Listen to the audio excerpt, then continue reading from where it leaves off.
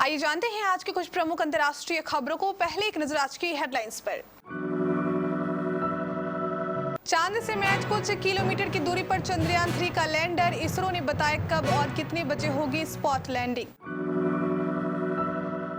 Sachin Pilot G23 गुट के नेता और चुनावी राज्यों का खास ख्याल। कांग्रेस की सबसे पावरफुल कमेटी में कौन? सीएम योगी के बाद अखिलेश यादव से मिले रजनीकांत, लगाया गले। 9 साल पुरानी है दोस्ती। घोसी उपचुनाव में बीजेपी प्रत्याशी दारा सिंह चौहान पर फेंकी गई स्याही, बोले इसका जवाब देंगे।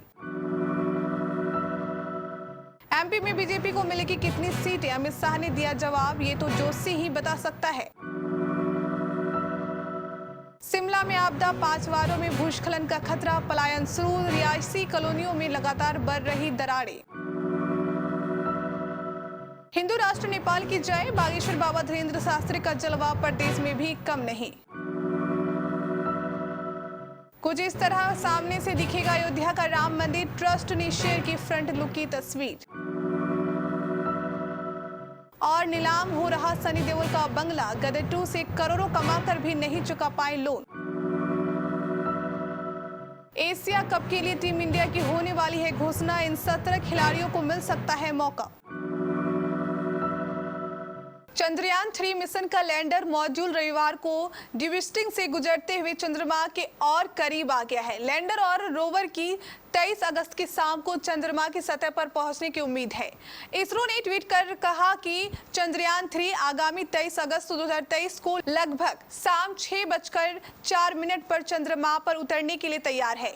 आप सभी की शुभकामनाओं के लिए धन्यवाद। चंद्रयान 3 के प्रोपल्शन मॉड्यूल से अलग होने के बाद लैंडर अब खुद ही आगे की यात्रा कर रहा है और ये चांद से महज 25 किलोमीटर की दूरी पर चक्कर लगा रहा है।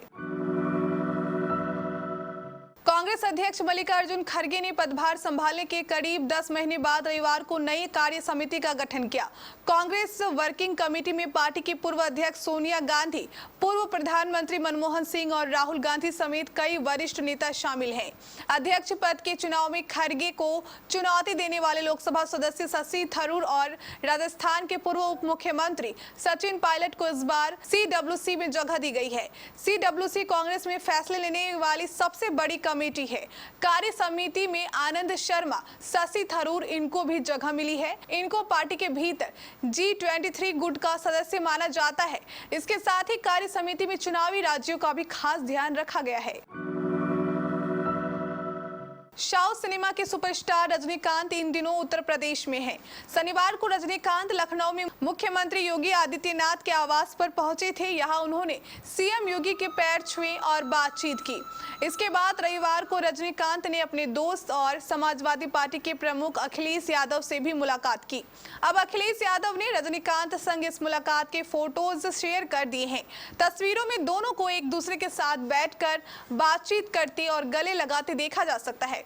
तस्वीरें शेयर करते हुए अखिलेश यादव ने ट्वीट लिखा, जब दिल मिलते हैं तो लोग गले मिलते हैं। उत्तर प्रदेश के मऊ जिले के घोसी विधानसभा सीट पर उपचुनाव होने वाला है। घोसी उपचुनाव के लिए बीजेपी ने दारा सिंह चौहान को उम्मीदवार बनाया है। रविवार को जिले के थाना सराय लखानसी क्षेत्र के अदरी गांव के पास प्रचार के समय दारा सिंह चौहान पर स्याही फेंकी गई। दारा सिंह चौहान के कार से उतरने पर कार्यकर्ता उनका स्वागत कर रहे थे, तभी बीच से किसी ने उन पर स्याही फेंक दी। इस दौरान स्याही दारा सिंह चौहान की आंखों में भी चली गई। इससे वहां अफरा तफरी का माहौल हो गया। वहीं पीछे खड़े उनके गार्ड ने तुरंत उन्हें साइड किया और आरोपी को पकड़ने के लिए चले गए। स्याही गिरने से आसपास खड़े लोगों के कपड़े भी खराब हो गए।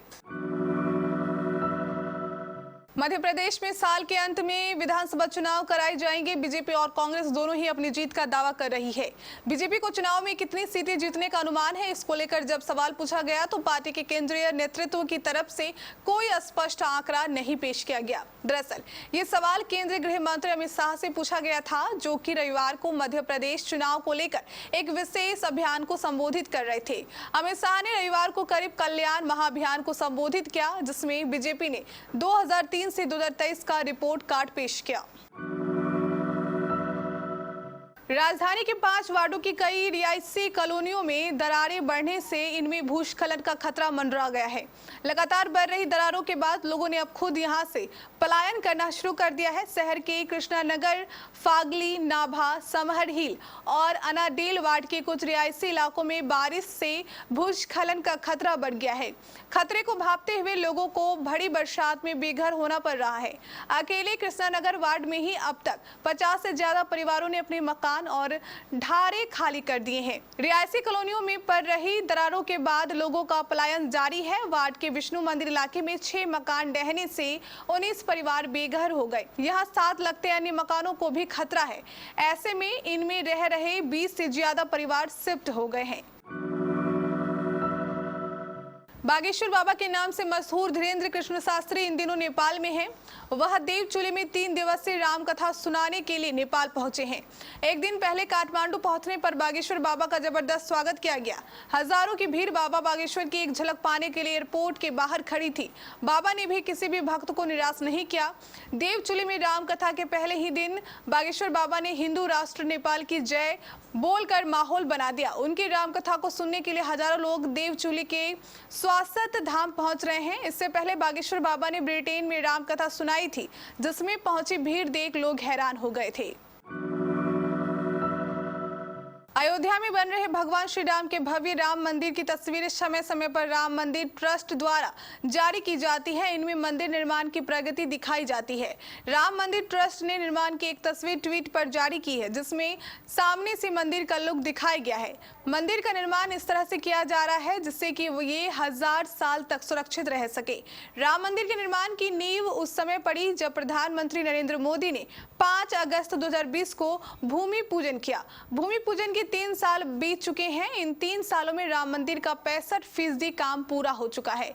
मंदिर निर्माण के साथ ही अयोध्या का भी कायाकल्प किया जा रहा है। बॉलीवुड एक्टर सनी देओल का जुहू में स्थित बंगले की नीलामी हो सकती है। इस बंगले की नीलामी का ई-ऑक्शन नोटिफिकेशन बैंक ऑफ बड़ौदा ने आज के अखबारों में जारी किया है। सनी देओल पर आरोप है कि उन्होंने बैंक से एक बड़े अमाउंट का लोन लिया था, जिसे वे चुका नहीं पाए। सनी देओल ने लोन के लिए मुंबई के जुहू इलाके में स्थित अपना विला, जिसका नाम सनी विला है, मॉर्टगेज पर दिया था। इसके बदले उन्हें बैंक को तकरीबन 56 करोड़ रुपए चुकाने थे, जो अभी तक नहीं चुकाए गए हैं। अखबार में छपे नोटिफिकेशन के मुताबिक सनी देओल का ये घर जुहू के गांधी ग्राम रोड पर है, जिसके गारंटर खुद सनी देओल के पिता धर्मेंद्र हैं। भारतीय cricket control board Asia cup 2023 के लिए सोमवार को टीम चुनेगा। इसके लिए दिल्ली में बोर्ड की मीटिंग रखी गई है। मीटिंग में हेड कोच राहुल द्रविड़ और रोहित शर्मा भी शामिल हो सकते हैं। बोर्ड ने मीटिंग को दिल्ली के ताज होटल में रखा है। मीटिंग के बाद दोपहर 1:30 बजे टीम की घोषणा हो सकती है।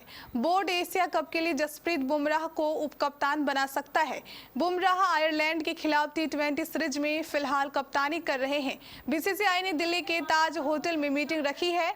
इसमें बोर्ड के बड़े अधिकारियों के साथ साथ कोच और कप्तान भी शामिल हो सकते हैं।